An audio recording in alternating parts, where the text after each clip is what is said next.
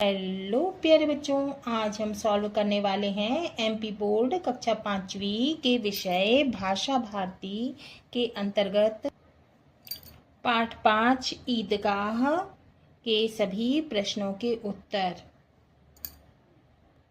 तो बच्चों, इस पाठ के लेखक हैं मुंशी प्रेमचंद जी, है ना। अब हम अभ्यास प्रश्न करेंगे। अभ्यास बोध प्रश्न। प्रश्न 1, निम्नांकित शब्दों के अर्थ शब्दकोश से खोज कर लिखिए। तो हमको शब्दार्थ लिखना है, ठीक है। पहला है मनोहर, इसका मतलब है सुंदर। दूसरा है सुहावना, इसका मतलब है सुंदर सुखद। तीसरा है कचोटना, इसका मतलब है बुरा लगना या फिर दुखी होना। विपन्नता का मतलब है गरीबी या फिर अभाव। मशक का मतलब है खाल का बना पानी भरने का थैला। चेतना का मतलब है स्मृति। बिरादरी का मतलब है भाईचारा या फिर बंधुत्व। प्रदीप्त का मतलब है जलता हुआ। पृथक का मतलब है अलग। जब्त का मतलब है बर्दाश्त या धैर्य। नियामत का मतलब है आशीर्वाद। बेसमझ का मतलब है नासमझ। सजदा का मतलब है सिर झुकाना। उपेक्षा का मतलब है तिरस्कार और प्रगल्भ का मतलब है चतुर। अब है प्रश्न 2, निम्नलिखित प्रश्नों के उत्तर लिखिए। का बच्चों को ईदगाह जाने की जल्दी क्यों पड़ी थी? तो इसका उत्तर है ईदगाह में लगे मेले को देखने, चाट पकौड़ी खाने, झूला झूलने, करतब तमाशे देखने एवं खेल खिलौने खरीदने की चाह माने इच्छा के कारण बच्चों को ईदगाह जाने की जल्दी पड़ी थी। किस लिए जल्दी पड़ी थी बच्चों को ईदगाह जाने की? उनको वहाँ मेला देखने को मिलता, चाट पकौड़ी खाने को मिलता, है ना, झूला झूलते, है ना, करतब तमाशे देखते और खेल खिलौने खरीदते हैं ना। तो उसकी इच्छा के कारण बच्चों को ईदगाह जाने की जल्दी पड़ी थी। अब है खा, ईदगाह पर किस तरह का दृश्य था? तो ईदगाह पर कैसा दिख रहा था, कैसा लग रहा था ईदगाह पर? तो इसका उत्तर है ईदगाह पर नमाज के लिए चुस्त व्यवस्था थी, माने अच्छी व्यवस्था थी। चारों ओर खुशी का माहौल था।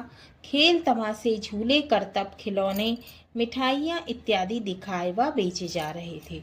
तो चारों तरफ खुशी का माहौल था और खेल तमाशे झूले करतब, है ना, आदि दिखाए जा रहे थे और खिलौने मिठाई आदि खरीदे व बेचे जा रहे थे। दैनिक जरूरतों के सामान की दुकानें भी सजी थी। अब दैनिक जरूरतें क्या होती हैं? जो रोजमर्रा की चीजें होती है ना, दैनिक माने दिन, है ना, हर दिन की जरूरतों का जो सामान था तो उसकी दुकानें वहां पे सजी थी। अब है गा, मेले का वर्णन अपने शब्दों में कीजिए। तो इसका उत्तर है ईदगाह के मेले में चारों तरफ रौनक थी। भारी संख्या में बच्चे, जवान और बूढ़े उपस्थित थे। नमाजियों के लिए नमाज की सुंदर व्यवस्था की गई थी।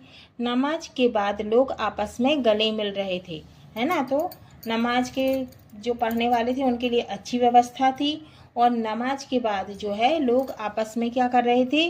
गले मिल रहे थे और ईद की बधाइयाँ ले दे रहे थे और ईद की बधाइयाँ ले भी रहे थे और दे भी रहे थे। चारों ओर तरह तरह की दुकानें सजी थी।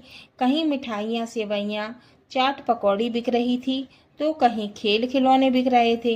दैनिक उपयोग की वस्तुओं एवं नकली गहनों की दुकानें भी लगी थी। अब वहाँ पे नकली गहनों की दुकानें भी लगी थी। लोग इनसे सामान खरीद रहे थे। मेले में झूले भी थे। बच्चे उन पर झूल कर प्रसन्नता का अनुभव कर रहे थे। तो बच्चे जो हैं झूले में झूल कर खुश हो रहे थे। खेल तमाशे वाले अपने खेल व करतब दिखा रहे थे। सभी लोग सुंदर वस्त्र पहने थे। तो सभी लोग क्या कर रहे थे? अच्छे सुंदर कपड़े पहने हुए थे और खुश दिखाई पड़ रहे थे। अब घा है, ईदगाह में कौन सी दुकानें सजी थीं? तो इसका उत्तर है ईदगाह में चाट पकौड़ी, खिलौनों, दैनिक जरूरतों की वस्तुओं, नकली गहनों इत्यादि की दुकान सजी थी। इंगा, नूरे का वकील कैसा सजा था? उत्तर, नूरे का वकील काला चौंगा नीचे सफ़ेद अचकन, अचकन के सामने की जेब में घड़ी, सुनहरी जंजीर, एक हाथ में कानून का पोथा लिए ऐसा मालूम होता है। तो अचकन क्या होता है? अचकन होता है अंगरखा। मानो अभी किसी अदालत से बहस किए चला आ रहा है। मानो अभी किसी अदालत से बहस किए चला आ रहा है। अब है च, हामिद ने ईद के मेले से चिमटा ही क्यों खरीदा? तो इसका उत्तर है हामिद के घर में चिमटा नहीं था, तभी से रोटी उतारते समय अक्सर माने हमेशा उसकी दादी के हाथ जल जाते थे।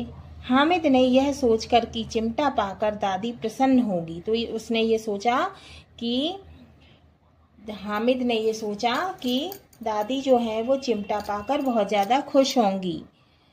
उसने ईद के मेले से चिमटा खरीदा और उसने चिमटा खरीद लिया। अच्छा, हामिद के चिमटे को देखकर दादी नाराज क्यों हुई? क्या दादी की नाराजगी वास्तविक थी? तो हामिद के चिमटे को देखकर दादी गुस्सा क्यों हुई, है ना? नाराज माने गुस्सा क्यों हुई? क्या दादी की नाराजगी वास्तविक थी? तो क्या दादी की जो नाराजगी थी वो असली थी? तो इसका उत्तर है दादी ने यह देखा कि हामिद ने दोपहर भर ना कुछ खाया है ना पिया है, बल्कि दिए गए 3 पैसे का चिमटा खरीद लाया है, तो वह नाराज हुई। उसकी नाराजगी वास्तविक नहीं थी। जब हामिद ने दादी को चिमटा लाने का कारण बताया तो दादी से रहा ना गया और उसने हामिद को गले से लगा लिया। तो दादी की नाराजगी असली नहीं थी। अब है प्रश्न नंबर 3, किसने कौन सा खिलौना खरीदा? सही जोड़ियां मिलाइए तथा खिलौनों पर एक एक वाक्य लिखिए। अब हमको सही जोड़ी बनाना है कि किसने कौन सा खिलौना खरीदा है और क्या करना है, हमें एक एक वाक्य बनाना है। का मोहसिन सिपाही, खा महमूद भिश्ती, गा हामिद वकील, घा नूरे चिमटा। तो इसका उत्तर है मोहसिन ने क्या खरीदा था? भिश्ती, है ना? महमूद ने सिपाही, हामिद ने चिमटा और नूरे ने वकील। अब मोहसिन ने भिश्ती खरीदा था, हम वाक्य बनाएंगे भिश्ती। मोहसिन का भिश्ती शायद कोई गीत गा रहा है। महमूद, इसने क्या खरीदा था? सिपाही, अभी गश्त देने को तैयार है। हामिद ने खरीदा था चिमटा, चिमटा लोहे का था और काम की चीज। नूरे ने वकील खरीदा था, वकील ऐसा लग रहा था मानो अभी जिरह माने बहस किए चला आ रहा हो। अब है चौथा प्रश्न, रिक्त स्थानों की पूर्ति कीजिए। का रमजान के पूरे 30 रोजों के बाद ईद आई है, रिक्त स्थान में आएगा रमजान। खा लाखों सिर एक साथ सजदा में झुक जाते हैं, रिक्त स्थान में आएगा सजदा। गा मानव भ्रातृत्व का एक सूत्र इन समस्त आत्माओं को एक लड़ी में पिरोए हुए है, तो रिक्त स्थान में आएगा भ्रातृत्व। अब है भाषा अध्ययन। पहला क्वेश्चन है, दिए गए शब्दों के हिंदी समानार्थी शब्द चुनकर लिखिए। तो हमें क्या दिया हुआ है? ब्रैकेट दिया हुआ है, इसमें समानार्थी शब्द लिखे हैं और ये एक डिब्बा बना हुआ है, इसमें कुछ शब्द लिखे हैं। तो हमको इन शब्दों के समानार्थी शब्द ब्रैकेट में से चुनकर लिखना है। अब है पहला है रोजा, रोजा का समानार्थी होगा उपवास। सलामत का समानार्थी होगा कुशल। निगाह का दृष्टि, इसमें दिया है रोजा का उपवास, सलामत का कुशल, निगाह का दृष्टि, मिजाज का स्वभाव, है ना? और तकदीर का भाग्य, खबर का समाचार, जहाज का संसार, है ना? और अजीब का विचित्र। अब क्या दिया है हमको? क्वेश्चन 2 है, प्रश्न दूसरा है, निम्नलिखित मुहावरों का वाक्यों में प्रयोग कीजिए। मुहावरे दिए हैं, अर्थ दिए हैं और वाक्य प्रयोग हमको करना है। मुहावरा है मुंह चुराना, अर्थ है नजर से बचना। पहला है मुंह चुराना, इसका अर्थ है नजर से बचना। वाक्य बनाया हमने, उधार लेकर बेईमान व्यक्ति मुंह चुराने लगते हैं। दूसरा है उल्लू बनाना, इसका अर्थ है मूर्ख बनाना। सुरेश ने खेल खेल में मीना को उल्लू बना दिया, मीना क्रोधित हुई। तीसरा है बाल बांकाना होना, इसका मतलब होता है नुकसान न पहुंचाना। वाक्य है भगवान जिसके साथ है उसका कोई बाल भी बांका नहीं कर सकता। चौथा है सुरलोक सिधारना, इसका मतलब होता है मृत्यु होना। वाक्य नूरे का वकील फर्श पर गिरकर सुरलोक सिधार गया। अब नूरे ने जो खिलौना लाया था, है ना, वो खिलौना क्या था, वकील लेकर आया था उसने। अब उसका वकील जो है वो जमीन पर गिर गया और वो टूट गया। पांचवा है गदगद होना, इसका मतलब होता है प्रसन्न होना। वाक्य अमीना खुशी के मारे गदगद हो गई। अब है तीसरा प्रश्न, उदाहरण के अनुसार दिए गए शब्दों के बहुवचन बनाइए। अब ये उदाहरण दिया हुआ है, बहुवचन दिए हैं इसमें, है ना। खिलौना का बहुवचन है खिलौने और खिलौनों, तो हमको इसके जैसे बाकी ये तीन जो है, इस तीन के बहुवचन बनाना है शब्दों के। अब दिया है लड़का, लड़का का लड़के और लड़कों, पैसा का पैसे और पैसों, औरत का औरतें और औरतों। अब है पढ़िए और समझिए। एक बार मोहन इंदौर गया, उसके साथ श्याम नहीं गया था। मोहन ने वहां क्या देखा, क्वेश्चन मार्क, है ना। अब ये क्या है, प्रश्न है ना। मोहन ने वहां क्या देखा, क्या है, प्रश्न, है ना, और ये प्रश्नवाचक चिन्ह। जब श्याम ने जानना चाहा तब मोहन ने कहा अरे ये क्या है, विस्मय बोधक चिन्ह, है ना। ये ऐसी लाइन खींची रहती है और ये नीचे बिंदी लगी रहती है, क्या हो गया, विस्मय बोधक चिन्ह। अरे तुमने अभी तक इंदौर नहीं देखा, शायद तुम्हारे पिताजी ने देखा होगा, तुम भी इंदौर देखने जाओ, है ना। आज्ञा सूचक, मैं चाहता हूँ ईश्वर तुम्हारी इंदौर देखने की इच्छा पूरी करे। क्या हो गया, इच्छा बोधक वाक्य, ठीक है ना। इंदौर देखने की इच्छा पूरी करे, ये जो है वो क्या हो गया, इच्छा बोधक वाक्य। अब उपर्युक्त अनुच्छेद में विभिन्न प्रकार के वाक्य दिए गए हैं, किसमें, इसमें। इन्हें ध्यान से देखा जाए तो अर्थ के अनुसार इनका आशय इस प्रकार है, मतलब इनका मतलब इस प्रकार है। पहला है, एक बार मोहन इंदौर गया, किसी काम का होने का पता चलता है। दूसरा, मोहन ने वहां क्या देखा, ये क्या है, क्वेश्चन, तो प्रश्न का बोध, प्रश्न का पता चलता है, ये क्वेश्चन मार्क। तीसरा, उसके साथ श्याम नहीं गया था, निषेधवाचक, है ना, क्योंकि नहीं है, निषेध ना होने का बोध, नहीं होने का बोध। चौथा, जब श्याम ने जानना चाहा तब मोहन ने कहा, यह एक क्रिया का दूसरी क्रिया पर निर्भर होने का संकेत। पांचवा, अरे विस्मय बोधक चिन्ह, है ना, तुमने अभी तक इंदौर नहीं देखा, विस्मय आश्चर्य का भाव। छठवा, शायद तुम्हारे पिताजी ने देखा होगा, संदेह, शायद, है ना, संदेह हो रहा है, शायद। सातवां, तुम भी इंदौर देखने जाओ, आज्ञा बोध, माने आज्ञा दे रहा है, तुम भी देखने जाओ। आठवां, ईश्वर तुम्हारी इंदौर देखने की इच्छा पूरी करे, इच्छा का बोध, इच्छा का पता चल रहा है। अब जानिए, अर्थ के आधार पर वाक्य के 8 प्रकार होते हैं। तो अर्थ के आधार पर वाक्य के कितने प्रकार होते हैं, 8 प्रकार होते हैं। पहला है विधानवाचक वाक्य, जिन वाक्यों में किसी क्रिया के करने का बोध होता है, जहाँ कोई क्रिया होती है उसे क्या कहते हैं, विधानवाचक वाक्य कहते हैं। दूसरा, निषेधवाचक वाक्य, जिन वाक्यों में किसी कार्य के निषेध, माने किसी कार्य के ना करने का बोध हो, ना करने का पता चले, तो वहाँ क्या होगा, निषेधवाचक। तीसरा है प्रश्नवाचक वाक्य, जिन वाक्यों में से प्रश्न किया जाए उन्हें प्रश्नवाचक वाक्य कहते हैं, जहाँ क्या, है ना, कैसे, ये क्या है, इसमें प्रश्नवाचक आ जाता है। चौथा, विस्मय बोधक, जिन वाक्यों में आश्चर्य, विस्मय माने आश्चर्य, हर्ष माने खुशी, शोक माने दुख, घृणा माने द्वेष आदि का बोध होता है, पता चलता है, उन्हें विस्मय बोधक वाक्य कहते हैं। आज्ञावाचक वाक्य, जिन वाक्यों में किसी बात या करने के लिए आज्ञा दी जाती है, ठीक है, आज्ञा अथवा उपदेश का भाव होता है, उसे आज्ञावाचक वाक्य कहते हैं। छठवा, इच्छा बोधक वाक्य, जहाँ इच्छा, आशा, शुभकामना, आशीर्वाद, अभिशाप का भाव प्रकट किया जाता है, उसे इच्छा बोधक वाक्य कहते हैं। संदेह बोधक, जिन वाक्यों में संदेह या संभावना का बोध हो उन्हें संदेह बोधक वाक्य कहते हैं। 8वां संकेत वाचक या शर्त, है ना, शर्त बोधक वाक्य। जिन वाक्यों में एक क्रिया से दूसरी क्रिया पर निर्भर होने का बोध हो उन्हें शर्त बोधक या संकेत वाचक वाक्य कहते हैं। अब है चौथा प्रश्न। इस पाठ में से अर्थ के आधार पर विभिन्न प्रकार के वाक्य छांटकर लिखिए, पढ़िए और समझिए। पहला है मेरे पास काला घोड़ा है ना। तो जहाँ संज्ञा और सर्वनाम की विशेषता बताई जाती है उसे जिन शब्द को, है ना, जो शब्द संज्ञा और सर्वनाम की विशेषता बताते हैं उसे क्या कहते हैं? विशेषण कहते हैं, है ना। जैसे पहला है मेरे पास काला घोड़ा है। अब घोड़ा कैसा है? काला। तो घोड़े की विशेषता क्या है? काला, है ना। तो काला क्या हो गया? विशेषण हो गया और घोड़ा विशेष्य हो गया, संज्ञा। दूसरा, मीठे आम लाओ। अब मीठा है विशेषण, किसकी विशेषता बता रहा है? आम की। तीसरा है योग्य व्यक्ति उन्नति करते हैं। तो व्यक्ति की विशेषता है योग्य, इसलिए योग्य विशेषण। चौथा, सुंदर लड़की आ रही है।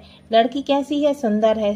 तो सुंदर क्या है? विशेषता है किसकी? लड़की की, है ना। तो सुंदर हो गया विशेषण। उपर्युक्त वाक्यों में काला, मीठे, योग्य, सुंदर शब्द क्रमशः घोड़ा, आम, व्यक्ति और लड़की की क्या कर रहे हैं? विशेषता बता रहे हैं। अब जानिए, जो शब्द संज्ञा और सर्वनाम की विशेषता बताते हैं उन्हें विशेषण कहते हैं। जैसे काला, मीठे, योग्य और सुंदर।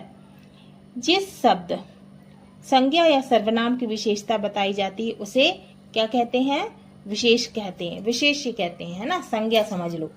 जैसे घोड़ा, आम, व्यक्ति और लड़की। अब है 5वां क्वेश्चन। इस पाठ में से विशेषण और विशेष्य शब्द चुनकर उदाहरण के अनुसार तालिका में लिखिए। ठीक है, तो ये डिब्बा बना हुआ है, तो हमको क्या करना है? ये दिए हुए हैं, है ना, इनमें से विशेषण और विशेष्य चुनना है। दुबला पतला लड़का, विशेषण क्या हो गया? दुबला पतला। किसकी विशेषता बता रहा है? ये लड़के की विशेषता बता रहा है ना। लड़का कैसा है? दुबला पतला है। तो दुबला पतला क्या हो गया? विशेषण हो गया और लड़का विशेष्य, संज्ञा। सुहावना प्रभात, विशेषण है सुहावना और प्रभात है विशेष्य। पुरानी धुरानी टोपी, पुरानी धुरानी है विशेषण और विशेष्य है टोपी। अब है भड़कीले वस्त्र। भड़कीले इसमें विशेषण है और वस्त्र इसमें विशेष्य है। पक्का फर्श, पक्का जो है वो विशेषण है और फर्श जो है वो विशेष्य है। सुंदर खिलौने, इसमें सुंदर विशेषण है और खिलौने विशेष्य है ना। अच्छा डॉक्टर, अच्छा इसमें विशेषण है और डॉक्टर विशेष्य है। बेसमझ लड़का, बेसमझ है विशेषण और विशेष्य है लड़का। अब समझ में आ गया होगा, है ना, कि जो शब्द संज्ञा और सर्वनाम की विशेषता बताते हैं वे क्या कहलाते हैं? विशेषण कहलाते हैं। अब है दूसरा। इस पाठ में कई पुनरुक्त शब्द प्रयोग में आए हैं, उनकी सूची बनाई है। पुनरुक्त शब्द क्या? जो शब्द बार बार आते हैं, है ना, जिन शब्दों का दोहराव होता है ना। जो शब्द 2 बार आते हैं उसको क्या बोलते हैं? पुनरुक्त शब्द कहते हैं। जैसे रोज रोज, बार बार, हंसते हंसते, तरह तरह। अब है सही उच्चारण कीजिए। वर्ग का, वर्ग खा। हा में अम की बिंदी हन और स, हंस। डा में अम की बिंदी डन और डा में आ की मात्रा डा, डंडा। पा में अम की बिंदी पन और ता खाली ता, पंत। गा में अम की बिंदी गंग, गा में आ की मात्रा गा, गंगा, है ना। अब वर्ग खा, हा में चंद्र बिंदी लगी है और सा, हंस। गा में आ की मात्रा है और चंद्र बिंदी और वा, गांव। दा में आ की मात्रा और चंद्र बिंदी और ता, दांत। माँ में आ की मात्रा और चंद्र बिंदी, माँ। अब क्या है? ये है अनुस्वार। ठीक है, ये बिंदी जो लगी है इसको क्या कहते हैं? अनुस्वार। शिरोरेखा के ऊपर ये जो बिंदी लगी है इसको अनुस्वार कहते हैं। ठीक है, आप जानिए। वर्ग का में लिखे शब्दों का उच्चारण करने से हवा नाक से निकलती है। ठीक है, वर्ग का में लिखे शब्दों का उच्चारण करने से हवा नाक से निकलती है। जब किसी वर्ण के उच्चारण में हवा नाक से निकलती है तब वहां अनुस्वार होता है, अर्थात अनुस्वार नासिक के व्यंजन है। यह स्वर या व्यंजन के ऊपर लगाया जाता है। इसका चिन्ह क्या है? ये है ना, बिंदी। ठीक है, फिर से देखते हैं। वर्ग का में लिखे शब्दों का उच्चारण करने से हवा नाक से निकलती है। जब किसी वर्ण के उच्चारण में हवा नाक से निकलती है तब वहां अनुस्वार होता है, अर्थात अनुस्वार नासिक के व्यंजन है। कौन सा व्यंजन है? नासिक के व्यंजन है। यह स्वर या व्यंजन के ऊपर लगाया जाता है। इसका चिन्ह है ये लाइन के ऊपर जो बिंदी लगी है ना, ये लाइन खींची है, इसके ऊपर बिंदी लगी है ना, वो है अनुस्वार। ठीक है। वर्ग खा में लिखे शब्दों के उच्चारण करने से हवा ध्वनि है ना, क्या? ध्वनि मुख के साथ नाक से भी निकलती है तब अनुनासिकता होती है। अनुनासिकता स्वरों का गुण है। इसका उच्चारण है, ये ब्रैकेट में चंद्रबिंदी। उसका उच्चारण क्या है? चंद्रबिंदी। ये क्या है? अनुनासिक। और ये लाइन के ऊपर ये बिंदी लगी है, इसको बोलेंगे अनुस्वार। ध्यान से पढ़िए। हम जानते हैं कि शब्द के जिस रूप से उसके एक अथवा अनेक होने का बोध होता है उसे वचन कहते हैं। वचन दो प्रकार के होते हैं, है ना। तो क्या है कि एक अथवा अनेक होने का बोध माने ज्ञान। ठीक है, तो एक अथवा अनेक होने का ज्ञान होता है, उसे क्या कहते हैं? वचन कहते हैं। वचन दो प्रकार के होते हैं, एक वचन और बहुवचन। ठीक है। शब्द के जिस रूप से उसके एक संख्या होने का बोध हो, जैसे बालक, बालक एक है। ठीक है।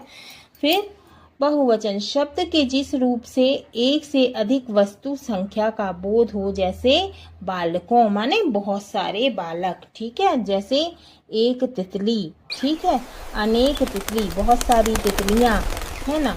और जैसे एक चिड़िया और बहुत सारी चिड़िया। ठीक है। पहला कुछ संज्ञा शब्द सदैव बहुवचन में। हाँ तो बच्चों, ये हमारे पाठ 5 ईदगाह के प्रश्नोत्तर पूरे हुए।